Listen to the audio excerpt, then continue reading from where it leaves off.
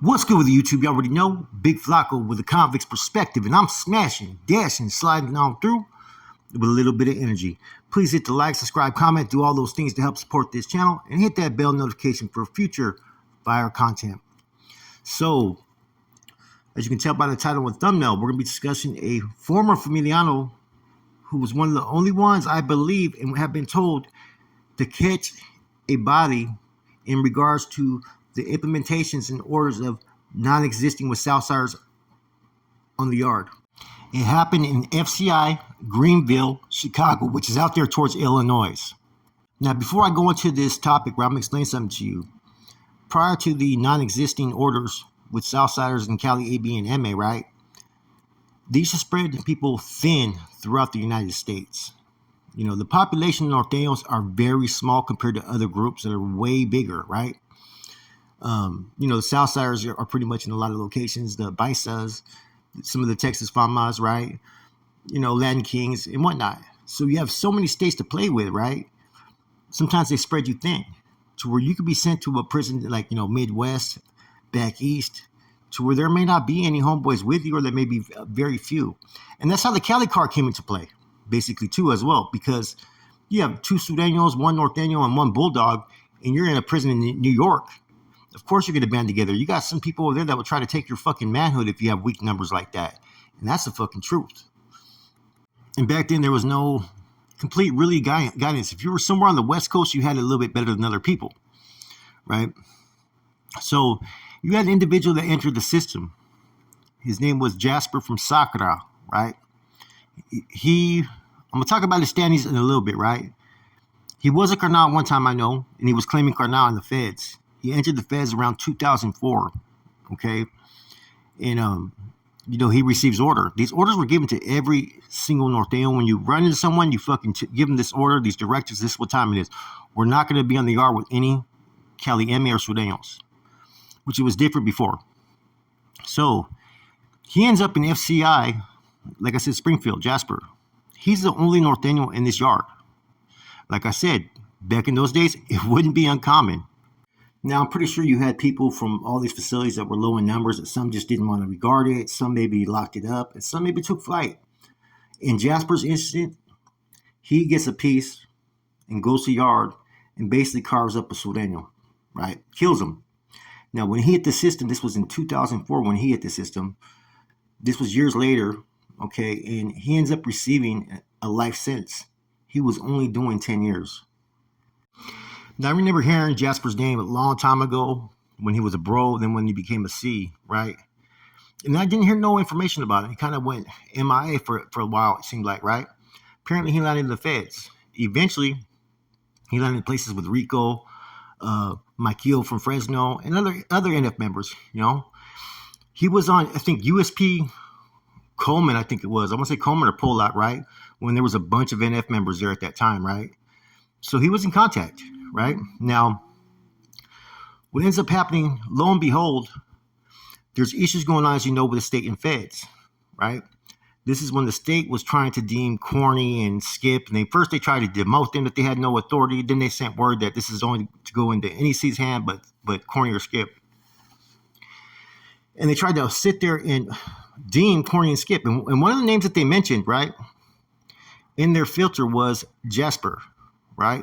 Jasper from Sacra. They killed people they cleared people like Jasper and Travieso and other individuals that were enemies to the O and had committed crimes against the O, they were claiming.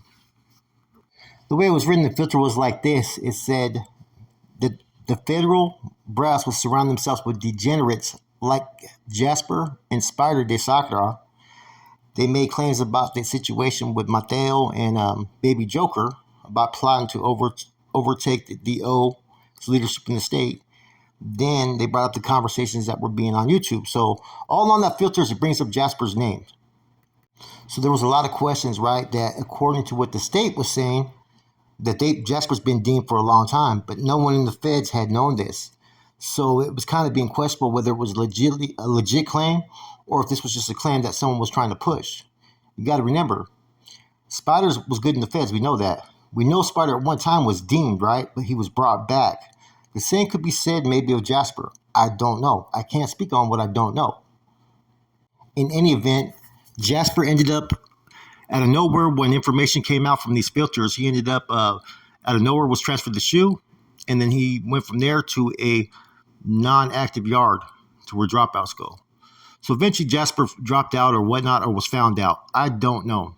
Like I said, he was on the yard with some solid individuals that if something would have been found out, or if he had issues, he could have brought it to them.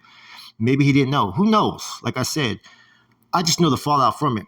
One thing I can tell you for certain, right, is shortly after these filters came out is when he went from the mainline GP to transfer to the SHU, then out to the fucking dropout yards. I just find it interesting that dude makes a sacrifice, goes out there and handles his business and kills a Southsider, then gets questioned whether he had some issues in the state, or didn't even get questioned. Filters came out. Next you know, shortly after that, he was locked up on a different yard. So I don't know if he had a past that he was hiding from, but those words degenerates, right? In referring to Spider and Jasper, that speaks volumes when people hear that, right? And there's already been a lot of negative shit that was reported on Spider, right? That I don't think Spider could ever hold a position out there in the streets or in prison ever again, right? From my understanding. So even though the state has been wrong on a lot of things and how they dealt with things, there might have been some truth to what was being said there. To what extent, I don't know.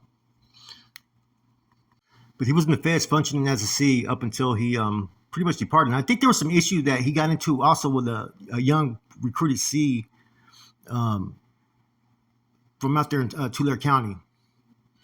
And some incident happened that was pretty bad that there was no coming back from. That's the other thing I heard about, but I'm not sure. I can't co-sign that. So if anybody knows about that, let me know.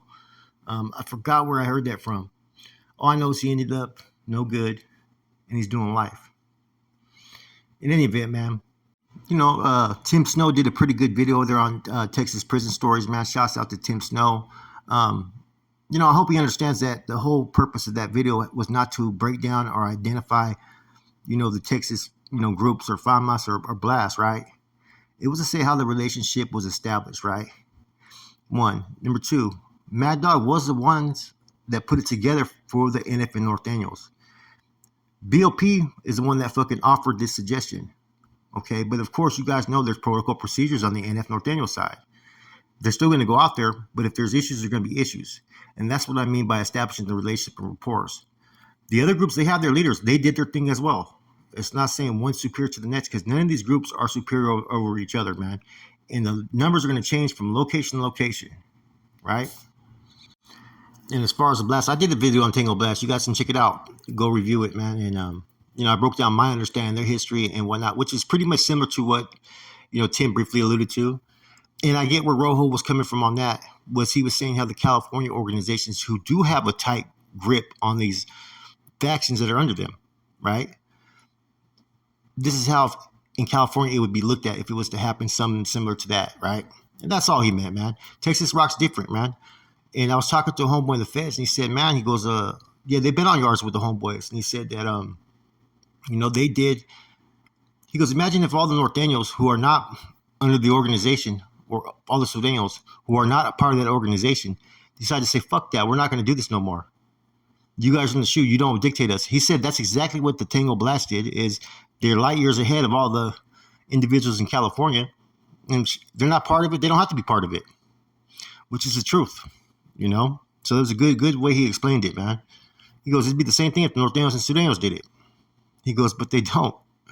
They continue to comply with those that are just fucking old up there, fucking washed up half the time, and hey, it is what it is, right? He made some good points. But anyways, I just wanted to clear that up, man. Shouts out to Tim Snow, man. Didn't take offense to it, man, but understand where we were coming from. The whole concept was, how did the communications start? And I'm only talking about what I know from the North Daniel NF side, because that's where I'm getting my information from, is from people that used to be a part of those groups that were in the feds when this transpired. I don't have anybody tapping in from Texas that's giving me their insight of what their people did or how it went down, you know, and ain't nobody booing or this and that, right? Because if you go to yard, you're told this and that, any group's going to fucking set it off, man. I get that. But shouts out to him, man. As for Jasper's, yeah, he made that sacrifice, you know. The thing is, he probably didn't even have to be honest with you, because he was the only one at that facility. He probably could have laid low and waited then took action. But nah, he honored the mandate to not exist or coexist with the Surenos on these yards. Some fortunate people their life was lost. You know what I mean? I don't wish that upon anybody. But that's how serious prison can get. And people need to realize that, man. It ain't no fucking game. Especially in the Fed state, wherever you're at, man. There's going to be fucking monsters. There's going to be vicious people. There's going to be evil people, man. You got to be on your toes 24/7 and not create any mess around you. So therefore, it's better not to go to prison, because even if you're minding your own, does not mean you're not going to get fucking caught up. And anything can happen. You could be catching a life sentence, or you could be dead. Right? And that's just how the fucking cookie crumbles at times. With that said, it's your boy Flacco, Convict's Perspective. I'm gone.